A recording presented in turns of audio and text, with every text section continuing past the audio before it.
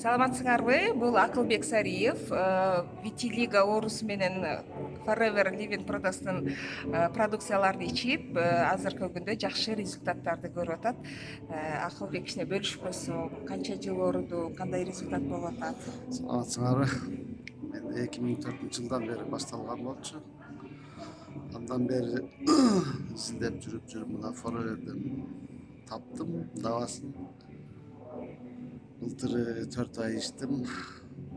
Анан кичине финансый жактан токтоп, азыр дагы ишин баштадым. 4 айда ичкенде результат уже Результат ушунча болду 4 болду. айда ооба. Ошол жакшы нерсеге продукция Forever'дики.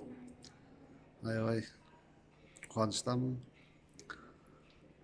Силер менен бөлүшкүм келди, ичкиле колдоңуңар. Канча процент жабылды азыр кожаң Витилигадан канча процент жакшы болду? 40% жабылып атат. 40%. 4 айдын ичинде 4 ай. 40%. Акырында ичиш керек көбүрөөк. Чыдабай анан кийин ичпей койбогула, чыдап ичиш керек. 1 жылдан ашык ошондо результат аласың. Рахмат. Чоң рахмат.